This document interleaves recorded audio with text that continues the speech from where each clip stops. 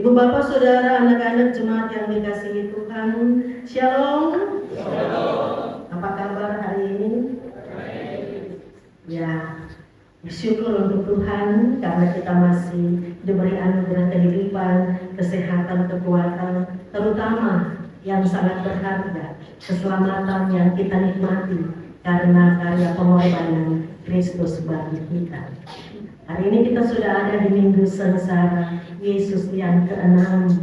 Tinggal sedikit lagi kita akan ada di Minggu Sengsara yang terakhir, lalu ada dalam Jumat Agung, dan sesudah itu dalam kemenangan Paskah. Sembah Tuhan, pada Minggu Sengsara yang ke-6 ini, tema khotbah kita dari bagian bacaan yang sudah dibaca tadi, dari Matius pasal 26 ayat 57 sampai 68. Temanya adalah menghadapi ketidakadilan dengan bijak. Menghadapi ketidakadilan dengan bijak. Nah, Ibu Bapak Saudara yang dikasihi Tuhan, sepanjang hidup kita ini bisa jadi kita pernah merasa mengalami ketidakadilan. Ini bukan saja soal hal-hal yang besar, misalnya ketidakadilan hukum atau ketidakadilan sosial atau ketidakadilan lainnya. Tapi ini juga bisa terjadi dalam kehidupan kita sehari-hari. Misalnya dalam keluarga, seorang anak merasa orang tua tidak adil karena lebih sayang adik yang bungsu atau kakak yang tua. Padahal orang tua tentu sayang semua anaknya. Nah, bagaimana kita menghadapi hal-hal yang kita anggap sebagai ketidakadilan bagi diri kita? Bapak Saudara, mari kita belajar dari Yesus. Yesus diadili di mahkamah agama. Mahkamah agama itu dewan tertinggi di Yerusalem untuk urusan agama, tetapi juga segala hal yang berhubungan dengan orang Yahudi. Mahkamah agama itu berjumlah 70 orang dan dipimpin oleh seorang imam besar. Dan pada kisah kita ini, imam besarnya adalah Kayafas. Mahkamah agama itu beranggotakan imam-imam kepala dan tua-tua bangsa Yahudi. Ibu Bapak, apa yang terjadi pada pengadilan Yesus? Sebagaimana bacaan kita tadi, ternyata di mahkamah agama itu yang harusnya menjadi tempat keadilan dan kebenaran dinyatakan, yang harusnya menjadi tempat perlindungan bagi orang-orang yang lemah dan tertindas, justru menjadi tempat di mana terjadi ketidakadilan. Justru menjadi tempat di mana ada kelaliman. Imam kepala dan seluruh mahkamah agama disebutkan mencari kesaksian palsu terhadap Yesus. Mereka menyiapkan banyak saksi dusta. Mereka memfitnah Yesus. Mereka sudah berencana bersekongkol supaya Yesus dihukum mati. Mereka memutarbalikkan ajaran dan perkataan Yesus. Bagaimana dengan Yesus? Yesus tidak membuka mulut untuk menjawab atau membantah atau membela diri dari setiap dakwaan yang dituduhkan kepadanya itu. Yesus diam. Itu bukan berarti Yesus tidak berdaya, tapi karena Yesus taat kepada Bapa untuk menjalankan misi Bapa, karena Yesus mengasihi saya, ibu bapak saudara, sehingga Yesus rela menanggung semuanya itu. Lalu ketika Yesus menjawab untuk menyatakan siapa dirinya, Yesus menjawab bahwa ia anak manusia yang akan duduk di sebelah kanan Bapa yang Maha Kuasa. Kayafas mengoyakkan pakaiannya lalu menjatuhkan kesimpulan Yesus menghujat Allah, dan akhirnya seluruh mahkamah agama menjatuhkan keputusan Yesus harus dihukum mati. Tragis sekali, ibu bapak saudara. Petrus yang sudah melarikan diri ikut juga. Walaupun lihat dari jauh, dia masuk dan duduk di antara para pengawal untuk mendengar dan mengikuti proses pengambilan keputusan dan pengadilan perkara itu. Tapi Petrus juga tidak bisa berbuat apa-apa. Dan ibu bapak saudara, keputusan yang diambil itu bahkan dianggap sah untuk melakukan apapun terhadap Yesus. Wajahnya diludahi, ditinju, ia dipukul, ia diolok-olok, ia dihina. Ibu bapak saudara, sehubungan dengan tema kita menghadapi ketidakadilan dengan bijak. Apa pelajaran rohani, pelajaran iman untuk saya dan ibu bapak saudara? Yang pertama, ibu bapak saudara, Yesus diam bukan karena Yesus tidak mampu menyatakan kuasanya. Yesus diam bukan karena Yesus tidak mau membela kebenaran. Tapi Yesus melakukan kehendak Bapa. Yesus tidak membela dirinya. Yesus menyangkal dirinya untuk melakukan kehendak Bapa. Yesus taat untuk menggenapi rencana keselamatan bagi dunia ini, bagi saya dan ibu bapak saudara.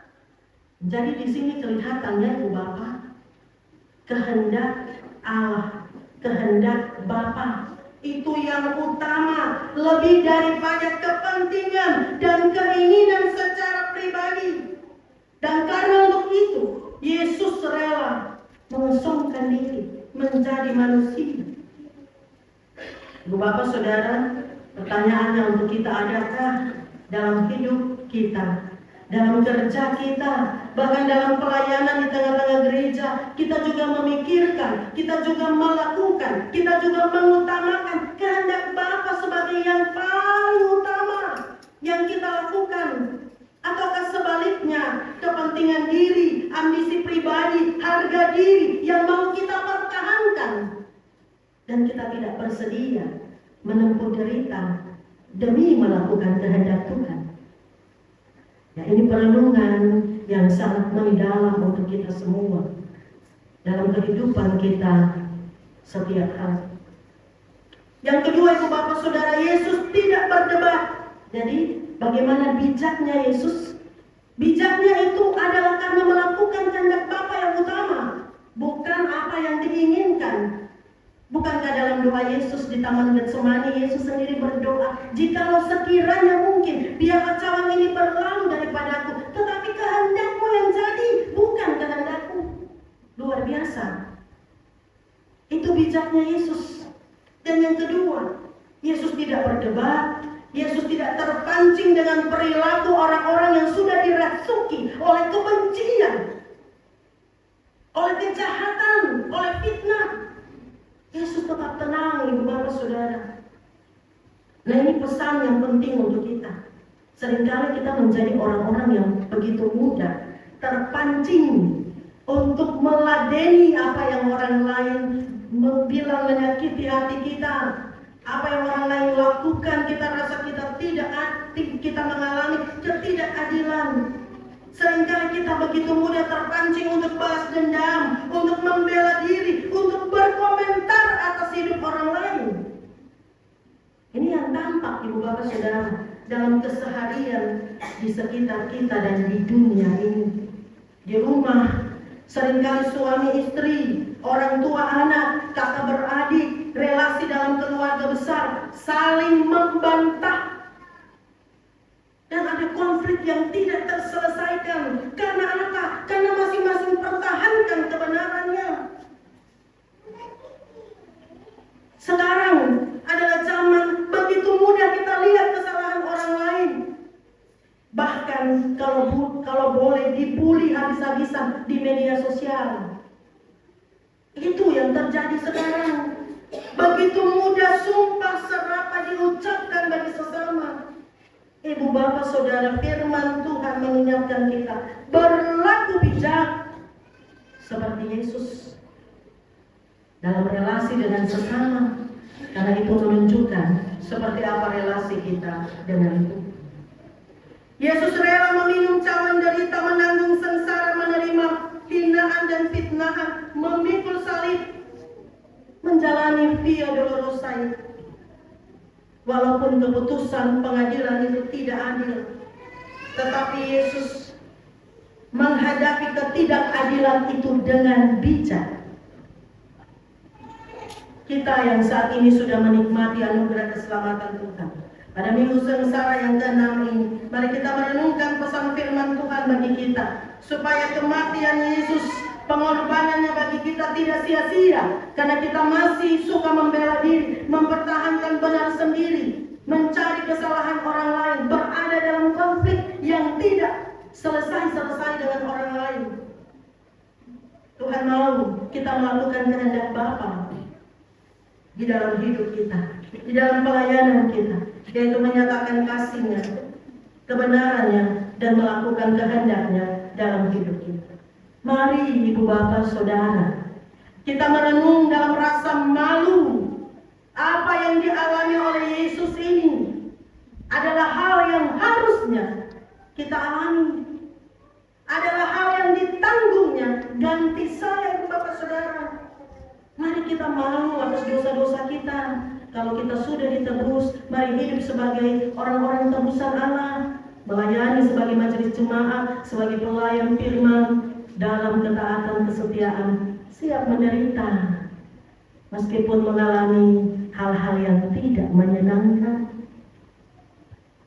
Menjalani tanggung jawab di tengah keluarga, di pekerjaan, dan dalam keseharian dengan tenang, dengan menjadi berkat. Jangan seperti mahkamah agama yang menghalalkan kejahatan, menghalalkan segala cara demi mencapai tujuan. Jangan juga menjadi seperti Petrus yang pantau-pantau saja dari jauh, tapi cari jalan aman, bahkan tidak sungkan menyangkal Yesus saat terjepit. Ibu Bapak Saudara, berhentilah untuk mencari ketenaran, keserakahan yang membuat kita lupa diri dan lupa Tuhan. Ingat, Tuhan yang utama, kehendaknya yang menjadi prioritas untuk kita lakukan dalam hidup kita. Jadi mau bikin status, mau komentar, mau membalas orang lain, mau menghadapi masalah, pikir, apakah kehendak Tuhan? Kalau saya bicara yang seperti ini, sesuai kehendak Tuhankah? Saya berlaku seperti ini, sesuai kehendak Tuhankah? Mengontrol diri dalam ketenangan dan memiliki sikap bijak, itu yang Tuhan kehendaki. Teladan kita adalah Yesus Juru Selamat kita. Tuhan berkati kita dengan firman-Nya saat ini. Selamat melanjutkan penghayatan dan perenungan